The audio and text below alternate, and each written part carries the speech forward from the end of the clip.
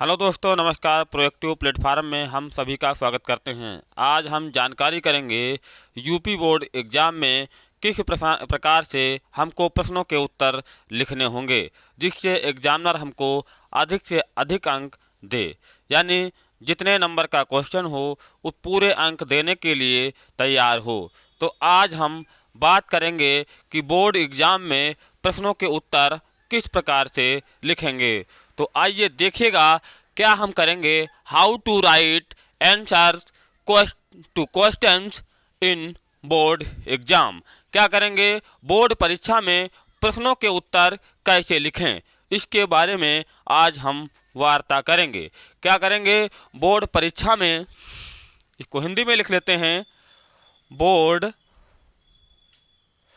परीक्षा में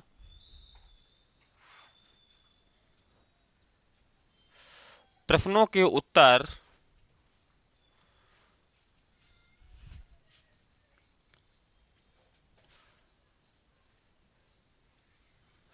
कैसे लिखें, ये हमारा प्रश्न है आज का।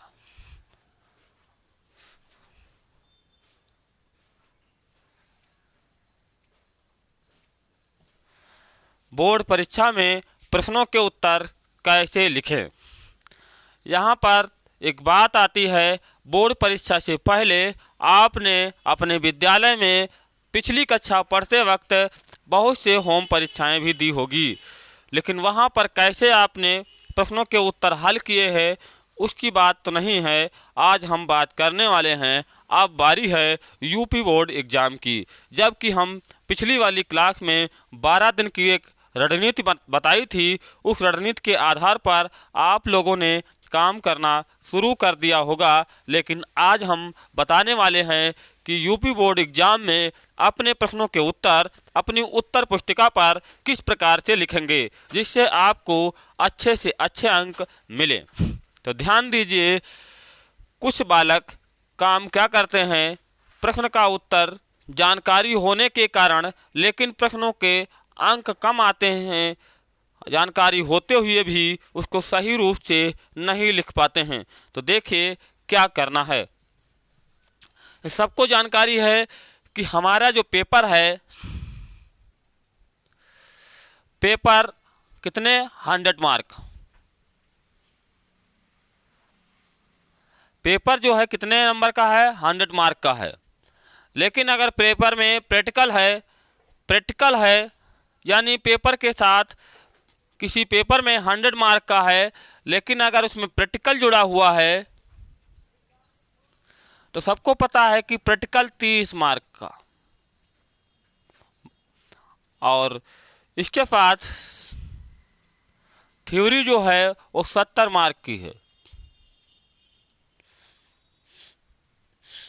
अगर किसी पेपर में प्रैक्टिकल नहीं है तो एक कंप्लीट क्वेश्चन पेपर हमारा 100 मार्क 100 अंक का आएगा। अगर उसमें प्रैक्टिकल है तो प्रैक्टिकल से 30 अंक माइनस करे जाएंगे और 70 अंक की थ्योरी का पेपर आएगा।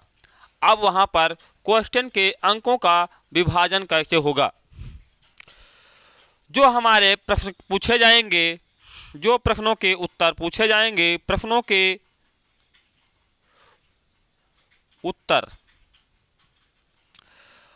के उत्तर जो पूछे जाएंगे उनमें अंकों का विभाजन कैसा होगा। सबसे पहले यह चीज समझने की जरूरत है, अंकों का विभाजन कैसा होगा, क्योंकि क्वेश्चन पेपर में बहुविकल्पी, अतिलघुत्तरी, लघुत्तरी, दीर्घोत्तरी प्रश्नों के उत्तर पूछे जाते हैं। लेकिन हो सकता है आपके क्वेश्चन पेपर में लघुत्तरी, दीर्घोत्तरी इस प्रकार से चिन्हित ना किया गया हो, लेकिन डायरेक्ट प्रश्नों के सामने आपके अंकों को चिन्हित किया गया हो, तो आप उन प्रश्नों के उत्तर कैसे लिखेंगे। तो यहाँ पर अंकों के विभाजन में कुछ क्वेश्चन कैसे कैसे आते हैं इस बात की बात करेंगे हम।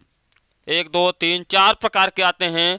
जैसे कि हमारे कुछ प्रश्नों के उत्तर 1 अंक का आता है, कुछ ऐसे प्रश्न होंगे जिनके अंक 2 अंक का प्रश्न का उत्तर होगा, ऐसे भी प्रश्न होंगे जिनके उत्तर 3 अंक का होगा। लेकिन कुछ ऐसे अंक होंगे जिनका प्रश्नों के उत्तर 4 अंक के भी होंगे। इसके अलावा भी लॉन्ग क्वेश्चन पूछा जाएगा, 4 या 5 अंक का होगा। यहाँ पर लिख लीजिए 4 या 5 अंक का होगा। लेकिन कुछ ऐसे क्वेश्चन होंगे जिनका क्वेश्चन अंक हमारा 7 अंक का भी हो सकता है। यानी इसके अलावा भी एक और लिख लीजिएगा, यहाँ लिख लेते हैं, ऐसे भी होंगे जिनका क्वेश्चन अंक हमारा 7 अंक का होगा। अंकों का विभाजन हमारे क्वेश्चन पेपर में इस प्रकार से होगा। प्रश्नों के उत्तर या प्रश्न जो क्वेश्चन का अंक यानी पेपर में जो पेपर आएगा उस पेपर में अंकों का विभाजन हमारा इस तरीके से हो सकता है। पेपर बनाने वाला एग्जामिनर ने किस प्रकार से उसका मूल्यांकन किया है, लेकिन हमको उसका ध्यान देते हुए भी प्रश्नों का उत्तर देना है। जैसे कुछ विद्यार्थी क्या करते हैं कि प्रश्न 1 अंक का बहुविकल्पी पूछा गया तो उसको तो आपको आसानी से हल कर लिया, लेकिन 2 अंक का क्वेश्चन आया है, 2 नंबर का क्वेश्चन पूछा गया है और 2 नंबर के क्वेश्चन में आपने लिखना प्रारंभ किया कितने पेज का, यानी 1 पेज से अलावा 2-3 पेज तक आपने लिख दिया। 2 अंक का क्वेश्चन पूछा गया है और वो क्वेश्चन में आपको उत्तर लॉन्ग क्वेश्चन के बराबर याद है, लेकिन आपने उसको 2 अंक वाले क्वेश्चन में लॉन्ग क्वेश्चन के बराबर लिख दिया है। तो क्या आपको एग्जामिनर वहाँ पर 2 अंकों के बजाय 7 अंक दे सकता है?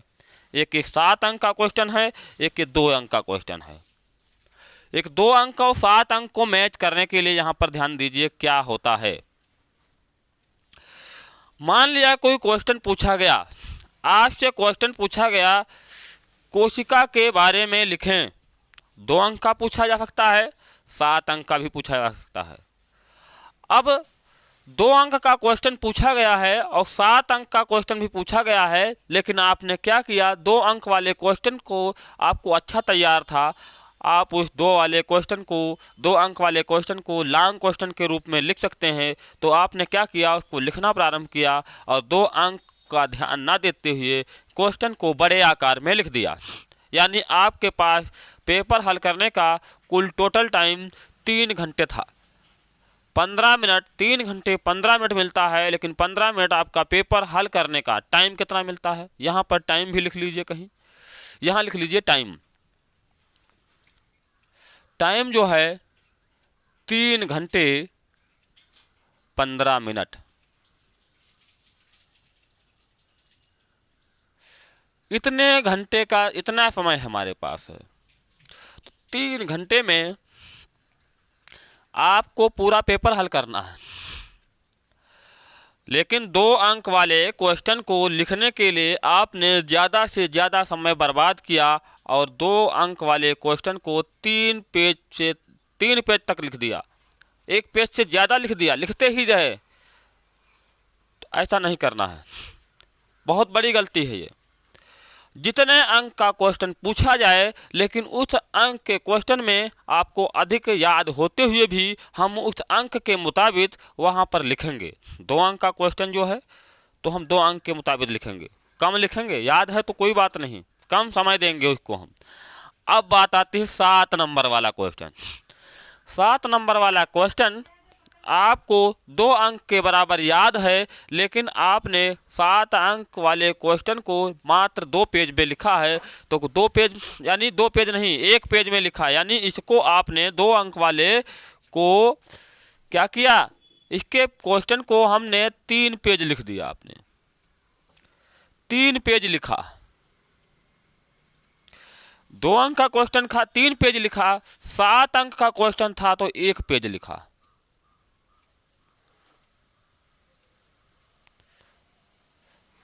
जो चीज़ हम मुख्य बात बताने वाले हैं उस पर ध्यान देना है।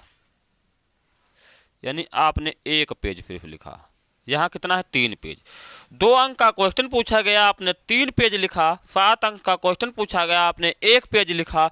तो कॉपी चेक करने वाला एग्जामिनर क्या आपको 1 पेज का उत्तर दे दिया है, 7 अंक का पूछा गया है या 7 या 5 अंक का पूछा गया है, यानी 4 या 5 अंक का पूछा गया है, इसको भी आपने एक पेज लिख दिया है, तो क्या आपको 7 अंक मिल सकते हैं?